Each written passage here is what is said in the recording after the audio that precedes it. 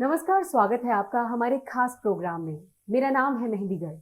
लक्ष्मण से प्रेरणा पाकर सुग्रीव ने अपने युद्धपतियों के साथ रामचंद्र जी से मिलने के लिए प्रस्थान किया।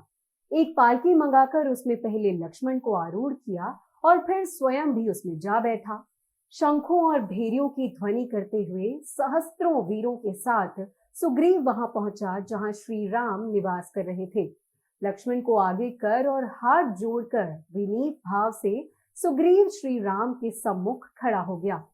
रामचंद्र जी ने प्रसन्न होकर सुग्रीव को गले लगाया और फिर उसकी प्रशंसा करते हुए कहा, हे वानरेश, समय पर अपने संपूर्ण शुभ कार्यों को करने वाला राजा ही वास्तव में शासन करने के योग्य होता है, और जो भोग विलास में लिप्त होकर इंद्रियों के वशीभूत हो जाता है वो अंत में विनाश को प्राप्त होता है। अब तुम्हारे उद्योग करने का समय आ गया है, अतएव तुम अपने मति अनुसार जैसा उचित समझो वैसा करो, ताकि सीता का पता मुझे शीघ्र ही प्राप्त हो सके। श्री राम के नीति युक्त वचन सुनकर सुग्रीव ने कहा, हे प्रभु, मैं तो आपका अकिंचन दास हूं। मैं आपके उपकार को कभी भी नहीं भूल सकता हूं। जनक नंदिनी की शीघ्र खोज करवाने के उद्देश्य से मैं इन सहस्त्र वानर यूशपतियों को लेकर यहाँ उपस्थित हुआ हूं। इन सबके पास अपनी अपनी सेनाएं हैं और ये स्वयं भी इंद्र के सामने पराक्रमी हैं। आपकी आज्ञा पाते ही ये लंकापति रावण को मारकर सीता को ले आएंगे। इन्हें आप इस कार्य के लिए आज्ञा प्रदान करें। सुग्रीव की उत्साहवर्धक बात सुनकर राम बोलते हैं, राजन, सबसे पहले तो इस बात का पता लगाना चाहिए कि सीता जीवित भी है या नहीं है। यदि जीवित है तो उसे कहां पर रखा गया है? रावण का निवास स्थान कहां पर है? उसके पास कितनी और कैसी सेना मौजूद है? वो स्वयं कितना पराक्रमी है? इन समस्त बातों के ज्ञात हो जाने पर ही आगे की योजना पर विचार किया जाएगा। ये कार्य ऐसा है जिसे ना मैं कर सकता हूं और ना ही लक्ष्मण। केवल तुम ही अपनी सेना के द्वारा करवा सकते हो।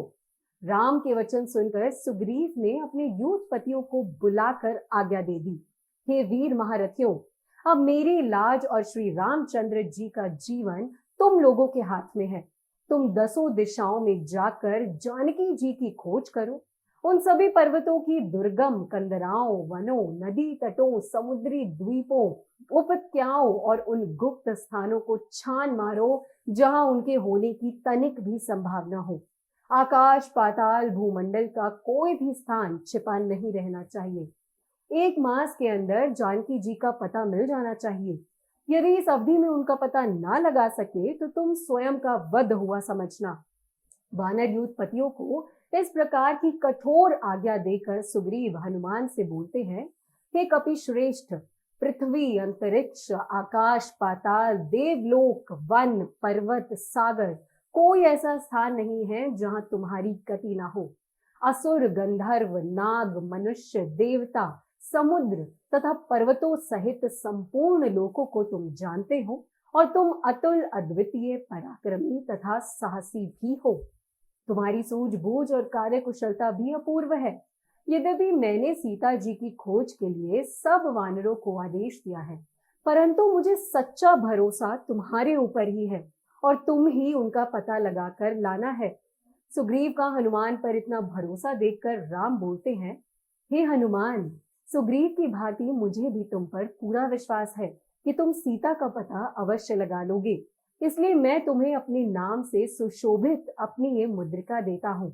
जब कभी जानकी मिले उसे तुम ये मुद्रिका दे देना। इसे पाकर वो तुम्हारे ऊपर संदेह नहीं करेगी, तुम्हें मेरा दूत समझकर सारी बातें बता देगी। राम की मुद्रिका लेकर हनुमान ने उसे अपने मस्तक से लगाया और सुग्रीव तथा श्री राम के चरणों को स्पर्श करके वानरों की सेना के साथ सीता को खोजने के लिए निकल पड़े। शेष वानर भी सुग्रीव के निर्देशानुसार भिन्न भिन्न दिशाओं के लिए चल पड़े। उन्होंने वनों, पर्वतों, गिरिकंदाराओं, घाटियों, ऋषि मुनियों के आश्रमों, विभिन्न विभिन्न राज्यों की राजधानियों, शैल शिखरों, सागर द्वीपों, राक्षसों, यक्षों, किन्नरों के आवासों आदि को छान मारा, परंतु कहीं भी उन्हें जनक नंदिनी सीता का पता नहीं मिल सका। अंत में भूख प्यास से व्यथित होकर, थक कर, उत्साहहीन हो निराशा के साथ एक स्थान पर बैठकर अपने कार्यक्रम के विषय में विचार विमर्श करने लगी। एक युद्धपति ने उन्हें संबोधित करते हुए कहा, हमने उत्तर पूर्व और पश्चिम दिशा का कोई स्थान नहीं छोड़ा।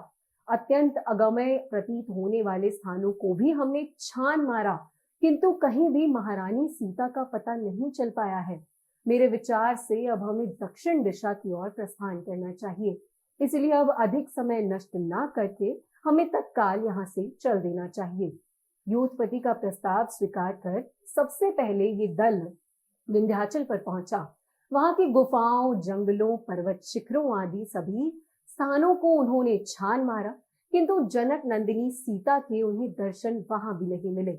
विंध्य पर्वत के आसपास का महान देश अनेक गुफाओं और घने जंगलों से भरा था, इसलिए वहां जानकी जी को ढूंढने में उन्हें अत्यंत कठिनाई का सामना करना पड़ा। इस प्रकार से जानकी जी की खोज के लिए सुग्रीव के द्वारा दिया गया समय व्यतीत हो गया। समस्त वानर पूर्णतः निराश हो गए और सुग्रीव के द्वारा दिए जाने वाले दंड के विषय में सोचकर अत्यंत भयभीत भी हो गए। उनकी निराशा और भय को देखकर महाबुद्धिमान अंगद ने कहा, निराश और भयभीत होने की आवश्यकता नहीं है। यदि हम सभी वानर अभी भी प्रयत्न करके जानकी जी को खोज लेंगे तो महाराज सुग्रीव प्रसन्न ही होंगे। कर्म का फल अवश्य ही मिलता है, अतः खिन्न होकर उद्योग को छोड़ देना कदापि उचित नहीं है। राजकुमार अंगद की बातों से उत्साहित होकर वानरों ने जानकी जी की खोज के लिए पुनः उद्योग करना आरंभ कर दिया। वहां के अत्यंत भयंकर तथा सुनसान जंगलों में ना तो पानी मिलता था और ना ही किसी प्रकार के कंद, मूल, फल मिलते थे। मनुष्य का तो नामो निशान तक दिखाई नहीं देता था। वहां अन्वेषण कार्य बहुत ही कठिन था और वानरों को वहां अत्यंत कष्ट सहन करना पड़ा। समस्त वानर भूख प्यास से व्याकुल होकर वहां घूम रहे थे तो उन्हें एक गुफा दिखाई पड़ी। वो गुफा यद्यपि अंधकारमय थी, किंतु उसमें से हंस, कौंच, सारस और जल से भीगे हुए चकवे निकलते हुए दृष्टिगत हुए। उन जल से भीगे हुए पक्षियों को देखकर हनुमान जी ने अनुमान लगाया कि अवश्य ही उस गुफा के भीतर जल का स्रोत है। हनुमान जी की सलाह के अनुसार समस्त वानर उस गुफा में प्रवेश कर गए। गुफा भीतर पहुंचकर उन्होंने देखा कि वो स्थान अत्यंत उत्तम, प्रकाशमान और मनोहर था। चारों ओर साल, ताल, तमाल, नागकेसर, अशोक, धव, चंपा, कनेर आदि के पुष्प युक्त वृक्ष दृष्टिगत हो रहे थे। वे सभी वृक्ष सुवर्णमय थे। उनसे अग्नि के समान प्रभा भी निकल रही थी और उनके फल और फूल भी सुनहरे रंग के थे। इन वृक्षों में लगे मूंगे और मणियों के समान चमकीले फूलों और फलों पर सुनहरे रंग के भौरे भी मंडरा रहे थे। सूर्य जैसे आभा वाली कांचन वृक्षों से घिरे अनेक विशाल सरोवर भी दिखाई पड़े, जिनमें स्वर्ण कमल और सुनहरे मत्स्य शोभा पा रहे थे। उन्होंने वहां पर सोने और चांदी से बने हुए बहुत सारे भवन भी देखे, जिनकी खिड़कियां मोतियों की जालियों से ढकी हुई थी। स्वर्ण तथा रजत से निर्मित विमान भी दृष्टिगत हो रहे थे। वहां रखे हुए अनेक पात्रों में सोने, चांदी और कांसे के ढेर भरे भी हुए थे। बहुमूल्य सवारियां, सरस मधु, महामूल्यवान दिव्य वस्त्रों के ढेर, विचित्र कंबल एवं कालीने, मृग चर्मों के समूह आदि भी जहां तहां रखे हुए थे। कुछ दूर जाने पर उन्हें वक्कल और काले रंग का मृग चर्म धारण किए हुए एक स्त्री दिखी, जिसका मुख तपस्या के तेज से दमक रहा था। परम बुद्धिमान हनुमान जी ने उस तपस्विनी के पास जाकर हाथ जोड़कर कहा, देवी आप कौन है? ये गुफा, ये भवन तथा ये रत्नादि किसके हैं? हे देवी, हम लोग भूख, प्यास और थकावट से व्याकुल होकर जल मिलने की आशा से इस गुफा में चले आए हैं, किंतु यहाँ के अद्भुत पदार्थों को देखकर हमारी विवेक शक्ति लुप्त प्राय हो गई है। ये सब आपकी तपस्या के प्रभाव से हुआ है या ये कोई आसुरी माया का जादू है? तपस्वी ने ये कहकर कि तुम सब पहले भोजन ग्रहण कर लो, उन सभी को शुद्ध भोजन, फल मूल आदि दिया। फिर भोजन से तृप्त हुए वानरों से तपस्विनी ने कहा, वानर श्रेष्ठ, इस दिव्य सुरवणमय उत्तम भवन को दानव शिरोमणियों के विश्वकर्मा मयासुर ने बनाया है। इस भवन में निवास करते हुए मयासुर का संपर्क हेमा नाम की अप्सरा से हो गया। जिससे क्रुद्ध होकर देवराज इंद्र ने अपने वज्र से मयासुर का वध कर डाला। अब ये स्थान हेमा के ही अधीन है। मैं मेरसावर्णी की कन्या हूँ और मेरा नाम स्वयं प्रभा है। हेमा मेरी प्रिय सखी है, उसी के द्वारा नियुक्त होकर मैं इस स्थान का संरक्षण करती हूँ। अब तुम लोग बताओ कि तुम लोग किस प्रयोजन से घूम रहे हो। पवन कुमार हनुमान जी बोले, देवी, पिता की आज्ञा से दशरथ नंदन श्री राम अपनी पत्नी सीता और अनुज लक्ष्मण के साथ दंडकारण्य में निवास कर रहे थे। जनस्थान में आकर रावण ने उनकी स्त्री सीता माता का बलपूर्वक अपहरण कर लिया। श्री राम वानर राज सुग्रीव के मित्र हैं। हम लोग अपने राजा सुग्रीव की आज्ञा से जानकी जी की खोज कर रहे हैं। हमें इस गुफा से बाहर निकलने का कोई मार्ग नहीं दिख रहा, अतः आप हमें यहाँ से बाहर निकालने की कृपा करें ताकि हम अपने कर्तव्य को पूर्ण कर सकें। तपस्विनी स्वयं प्रभा ने कहा, श्रेष्ठ वानरों, यद्यपि इस स्थान में आ जाने वाला जीवन भर यहाँ से बाहर नहीं निकल सकता, किंतु मैं अपने तप के प्रभाव से तुम सबको यहाँ से बाहर निकाल दूंगी। तुम सभी अपनी आंखें बंद कर लो। वानरों की आंखें मूंदते ही स्वयं प्रभा ने निमिष मात्र में उन्हें गुफा से बाहर निकालकर कहा, अब तुम अपनी आंखें खोल सकते हो। ये देखो, तुम्हारे समक्ष महासागर लहरा रहा है, तुम्हारा कल्याण हो। इतना कहकर तपस्विनी स्वयं प्रभा अपने स्थान पर वापस चली गई। तो ये कथा थी कि किस तरीके से भगवान राम की धर्म पत्नी सीता माता को ढूंढने के लिए हनुमान सुग्रीव की आज्ञा से निकल पड़ते हैं।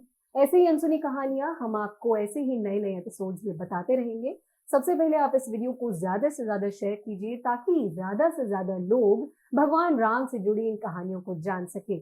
और हम अनसुनी कहानी रोज सुबह 7 बजे और शाम को भी अब 7 बजे आपके लिए आने वाली है, क्योंकि आप हमारी इन अनसुनी कहानियों को प्यार दे रहे हैं। तो अब हम दिन में सुबह 7 बजे और शाम को 7 बजे भगवान राम की कहानियां लेकर आपके सामने आ जाएंगे। बस आप देखना बिल्कुल मत भूलिएगा, राम आ रहे हैं।